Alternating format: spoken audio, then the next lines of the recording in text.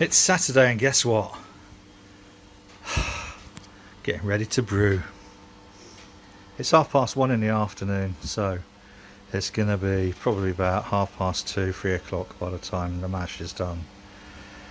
3:30, 4 o'clock before the sparge, and then 4 till about 5, 5:15, 5:30 before the boil is finished. So it's going to be a bit of a late one today. That's all right.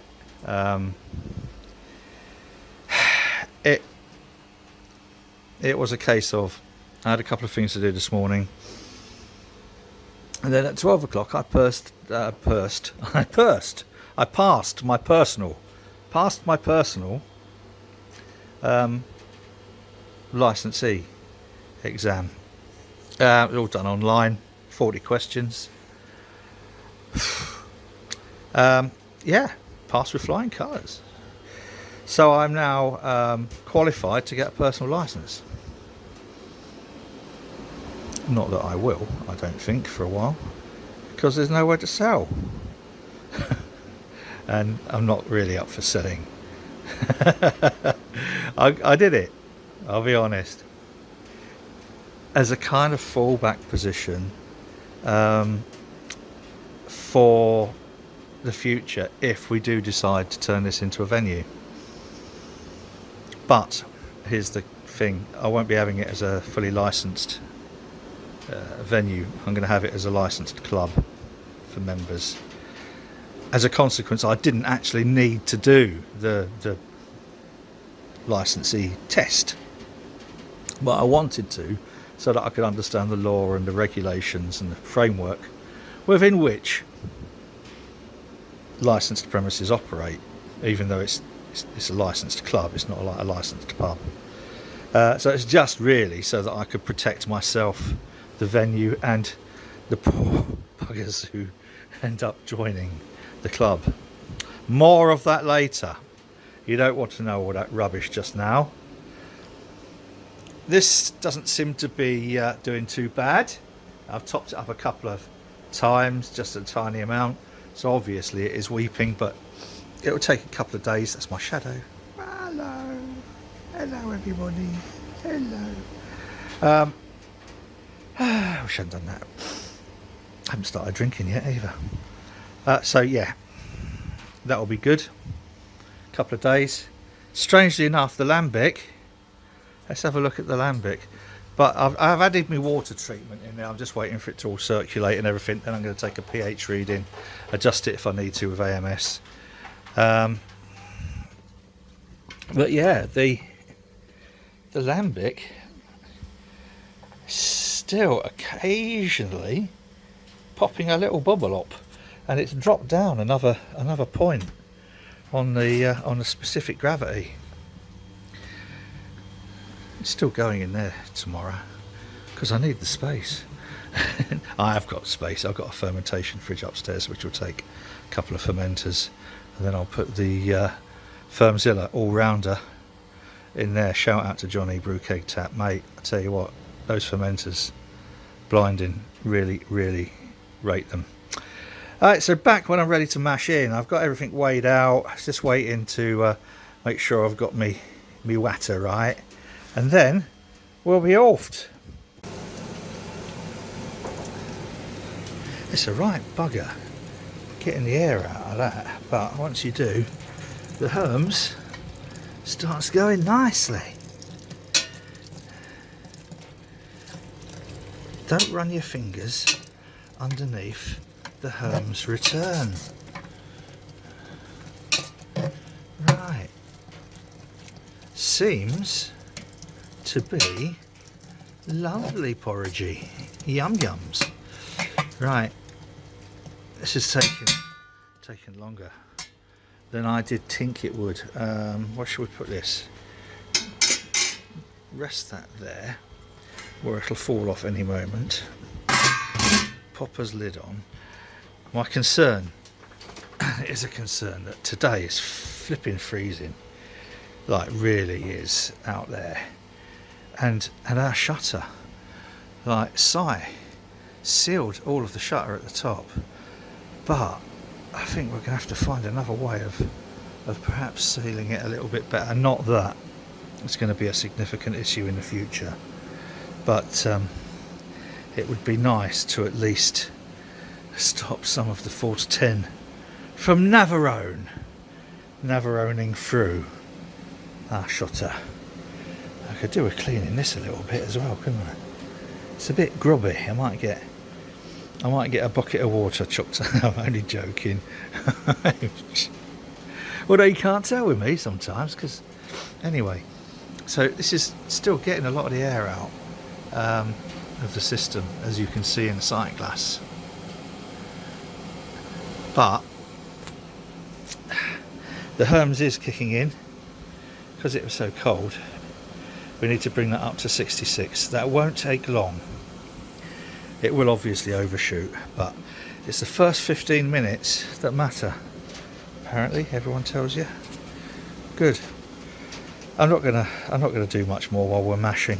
I'll come back when we're ready to, I think, start the sparge, or when I give it a stir, or something slightly more interesting than looking at a sight glass full of air bubbles. Halfway through the mash, the wind's died down a little bit, thankfully, and the PID, not too bad. It did stop at 66. It's overshot a little bit, but that's alright, because this brew, anything between 66 and 67 I think is alright. So we're halfway through. This is purely just heating up some cleaning water.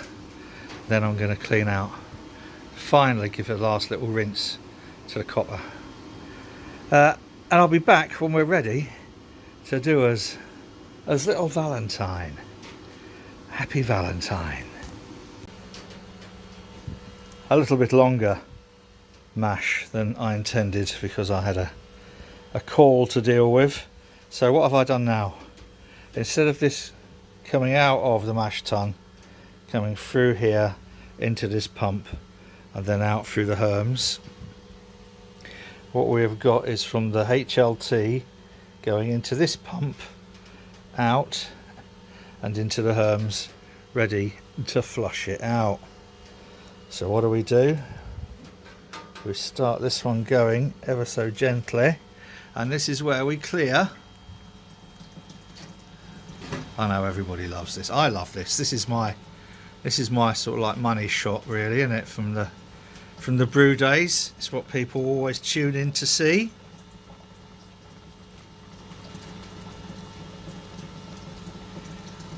Hey! Look at that. We are now ready. This is closed, to open this, and then to open this. And we should have, under gravitational pull at some point anyway. Let's check the alignment. Right, so whoa, we're about here, and in there, that should be about right. I reckon we might have a little bit of an airlock, so I'm just going to clear that. Mash pH, by the way. Okay, so this is the speed of the sparge. Literally a dribble. We know what that feels like, don't we, boys? and I can control the veracity of that by how much comes out of my little spray ball. So that, literally there, look. Teeny dribbles. And that, I'll just leave going now for about 30 to 45 minutes. A nice slow sparge. So what we want is a gentle, non-assuming sparge. So we won't get, there's no way we're going to get a stuck mash. And then when that's kind of done, I'll drain the last little bit off through here. I'm happy, I have to say, with the temperature, how we managed to maintain the temperature, because like I said earlier, it is very, very cold today, and I never did lag this. It'll all be done eventually, but I'll get me nice new Powell Brewing, big for that guy down there for me, HLT and copper down there. Right, back when a transfer is nearly transferred, I'm now going to go and weigh out my hops, which I can't show you because this isn't a recipe I can publish, I'm afraid, because it's not my recipe to publish. It was given to me by the brewer, the rather magnificent Mr. Will Mayers. So purely out of respect, this is my secret brew, if I don't fuck it up. Here's an interesting thing that I've just noticed, is my dribble is dribbling onto the float of the duckbill. I'm just wondering how high it will get before that float really kicks in. This could be a bit boring, guys.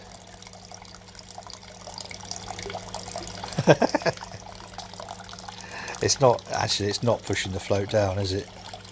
If we actually have a look, it's splashing it, but it's missing it. And we're nearly there. This is where the underback kicks in. I've turned it on, it's definitely on. Any second now.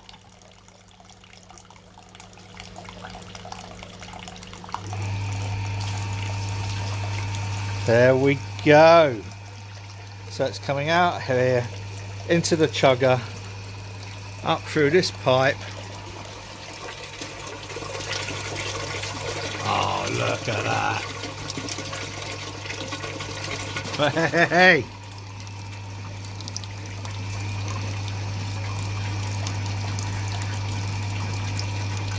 Beautiful. And then when it's empty, when that bottom float drops,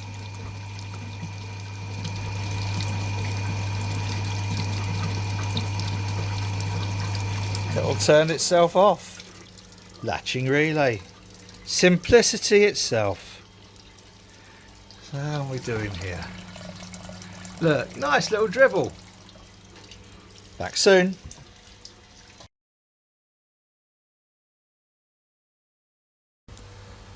We have a boil.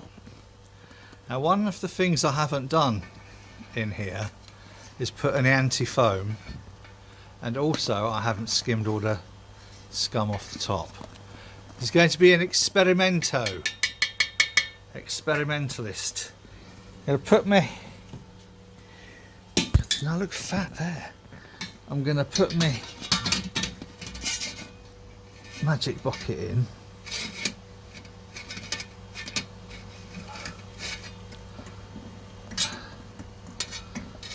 For some reason it's not wanting to sit right. That'll do. Right, so sorry, that's what a fucking useless bit of filming that is. Must try harder. So I've got 4 lots of hops. I've got a 60. I've got I've got a 20 flame out and 15 minute after flame out. So it's Chucker's 60 in. Sorry, I really am apologetically thing that I can't tell anybody this recipe, but you know. So that's, we're going to sort of like, I should have wiped the lens of my camera really, shouldn't I? I've just drawn off ickle bit. I shall take that's a pre-boil. I'll take a pre-boil gravity reading, and we'll start the timer. Let's start the clock, as Anarchy used to say, or something or other. Stop the clock. She used to say, God, didn't she have a lovely bottom? I mean, pondering bottoms recently. Well, I've been pondering superb female TV personalities. Annika started all that. And I've been trying to work out who I'd prefer to go off for a dirty weekend with. There's Sarah Pascoe or Catherine Ryan. I'm not sure. Vote below. Julia Bradbury goes without saying, but Sarah Pascoe or Catherine Ryan, comments below, and the girls can comment what a sexist statement that was. But my gay friends are quite welcome to put, who they prefer to go away with. Girls, you're quite welcome to say what bloke you'd prefer to go away with. I'm going to stop now while I've still got the remnants of a little bit of dignity left. We are rapidly approaching the end. We got only about 5 minutes to go. Then I'm going to use my patented bag of ice in there to cool it down to about 80 odd degrees. 2 more hop additions, one sort of at flame out when I've dropped it down to about 80, then another one 15 minutes later. That's 30-minute hop stand. And it's smelling amazing. What can I say? I can't imagine what Will's place is like when he's doing a brew of this. I bet they're queuing up around the block just to have a whiff. So yes, when 'tis done, I will be canning some, and if it works out all right, I might. I don't know. I always feel a bit iffy sending people a brew when they're a proper brewer. I expect, it's a bit like kind of. I don't know. People must get fed up with. Oh yeah, I brew as well. Yeah. I suppose when artists talking to people and say, "Oh yeah, I'm an artist. Look, I drew this," and it's a picture of a cat that looks like a 5-year-old drew it. So that's why I'm a bit reluctant always to pass my brews on to people who are proper brewers. But I might do. And the person from The Alchemist said, "If it works, send me a can over." So and that would have worked if I'd have not exploded the cans through stupidly over priming them. But Chris has said 3 grams per litre is what he does. So I'm going to can some before I carbonate it with that, prime a little bit into can. And the guy said, like, really, try drinking the heady topper from the can. Don't put it into a glass, so just drink it from the can, see what you think. Which I nearly got the opportunity to do if they hadn't all gone bang. But, yes, so that's another unfortunate story in its own right. We have 2 minutes to go, so I'm now going to get ready to dunk me ice, and then I'll be back when I think it's almost ready. I'm about to sanitize the Firmzilla all-rounder, which is currently in a bucket of Star San. Right, back when we're ready to do the transfer. 5 minutes later. I don't know. I mean, I could get an immersion chiller. I'm not sure that would do as good, especially with the hot basket still in there. In you go. Whoa. And again, what can you say? The smell. It's beautiful. I think there's certain parts of the brewing process that have very distinct, just nice, beautiful smells. Chris says it's the mash tun, and he's right in many senses. But there's also kind of that dry hopping as the dry hopping. Well, not the hop stages, not dry hopping, but the hop stages. So the start, the boil, mid boil, hop stand at the end, flame out. All of those have extra brewy characteristics, which are just unmistakably beautiful. Just sorry, I got a little bit carried away there. I do like the smell, does I? So we've got 15 minutes with those in. Better just check what my time is. Oh, we're running a bit late today, so I'm going to call this 6:30.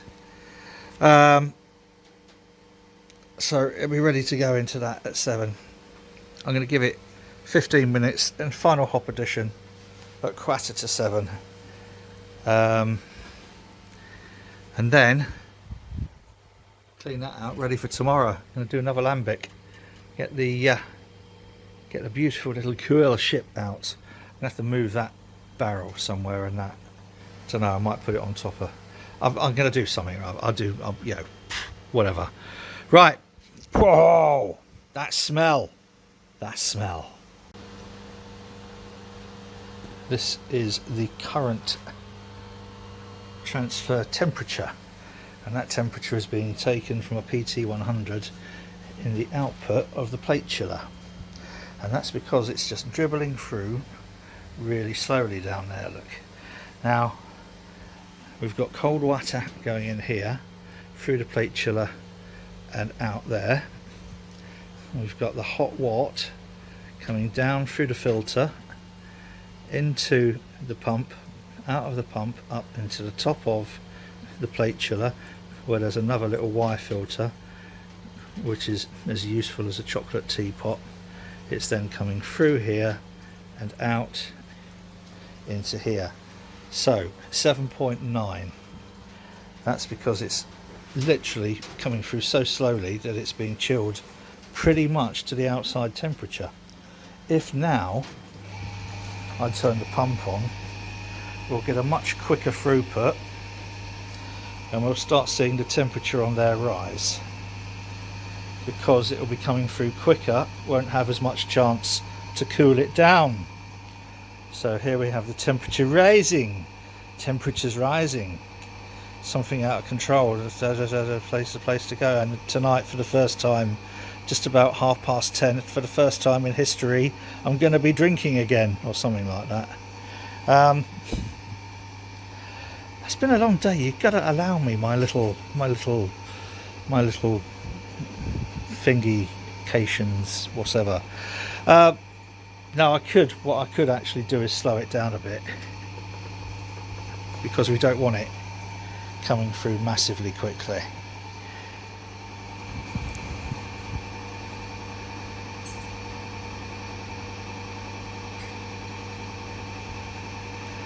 I've got my float hydrometer in there. I'm aiming for about 23, possibly a titchy tiny bit more litres. And the reason for that is because I'm going to transfer it to another of these.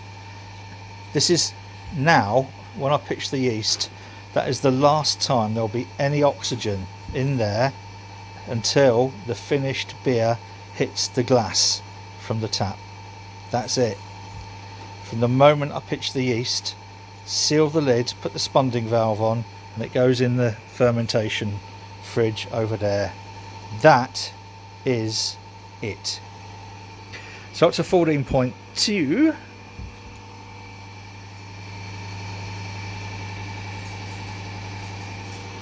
I'm going to ferment this. I can't remember what Will said actually, but probably around 19. Oh, I've just, whenever YouTube can invent smell-o-vision, I will be very, very happy. Right, well, that sims now to have emptied. Just going to turn the pump off for a minute. Oh, there we go, pump off. And this here, that's it. Well, that makes a change. It hasn't. Oh yeah, we've got everything out. Oh, look at that. There's a tiny little bit of kettle trub in there, but I'm not bothered about popping kettle trub through into my fermentier. Now, it's not necessarily level. 20. I don't know, probably 21 in there. 20 it's showing. Now that's interesting. I think I might have to recalibrate me me little sticky uppy sight glassy calibratory thingy. But you know what I have to do now, don't you? I have to get a jug and take everything that's stuck in here and in here, tip that up just to get the last half litre out, and then we'll be ready to pitch. This is the starter from the fridge upstairs. I'm just going to pour this beer, that is actually beer, into there. That's the bit. Now that, I could let that stand, and whatever residual yeast is left in there would then drop to the bottom. But this is what we want here. This is my starter, and this is a little bit that I've taken off, actually quite a lot bit that I've taken off, because rather than making it from slants every time, I'm going to make 3 or 4 kind of like little vials of that in the fridge, because this is one of the yeasts that I use quite a lot, along with, this is W yeast, white yeast, along with the 1056, 1087. This is the 001 California. So this is now ready to go. That can go in the fridge, to go in and be pitched. The cap is on. Yes. Now, plenty of this stuff, silicone grease all around there, and also on the thread for this. Now, all this does is hold this down. Okay. Doesn't need to be done up with a torque wrench. Literally screw it down, hand tight, and that's it. Now that is ready. I need to find a bungee strap. Bungee strap. Hang on. Let's find a bungee strap and then get it in the fridge.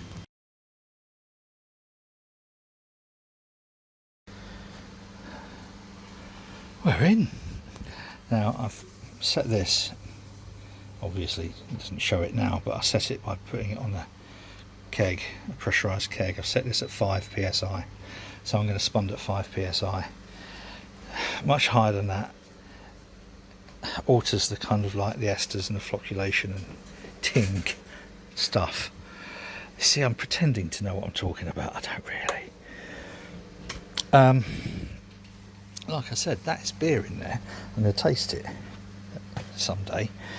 This now is going to go into fridge upstairs. Oh, actually, I can show you that. Right, so that can go in there along with the Sauvignon Blanc, which I have the odd glass every now and then. And in the back there, that is the Mandarina Pilsner, which people might remember, which I'm lagering now probably until the end of lockdown. So yeah, I don't know, maybe not. This is the lambic. Now, we carted it upstairs. It's still going, albeit very slowly. There won't be any action in here because obviously moving it upstairs and that, but what I did was I sealed this off and then gave it a blast of CO2 under lid, just quick CO2 from there, and then plonked it back in the Star San. It's finishing off is what it's doing, but also because I'm going to do another one. There's space on this bottom shelf. Yes, I know it's glass. I might tomorrow make a wooden, or go and cut a bit of steel to go there. One of those two, and maybe give it a clean as well because it's a bit manky. And then the next lambic can go underneath there. Then when ready, I'll just take this straight out into the barrel on the floor, and it can go through into cold room through there. Right. Whew. That's nearly another brew day done, but there's something else I've got to do, boys and girls. Oh, well, a good day, a good brew day of my attempt at replicating the Cambridge Brewing Company in Boston, Flower Child.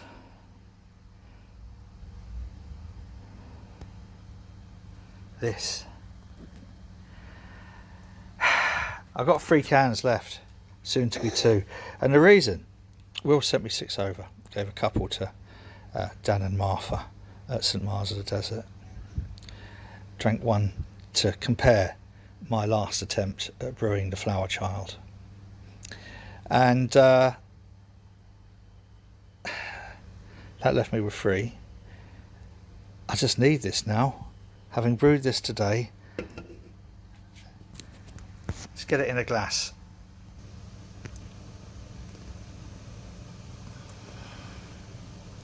Yes. Anyway, it's enough looking at it. Let's get some inside me.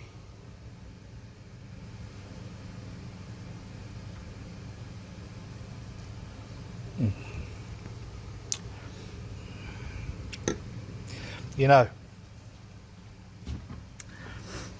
mine wasn't a million miles off that. I'm quite pleased with myself there. Now, we'll see how it is in a few weeks. Until then, cheers everybody, and Will, if you ever get to watch this, or Dan or Martha or anyone like that, cheers. Ah, that's the business. If you like this absolute twaddle, please feel free to hit the subscribe button, and the little bell that goes like that means you'll get notified every time I post something like this. And if it's been interesting in any way, or more interesting than daytime TV, please give it a thumbs up. Cheers everybody. Whatever you're doing, do it safely. Take care.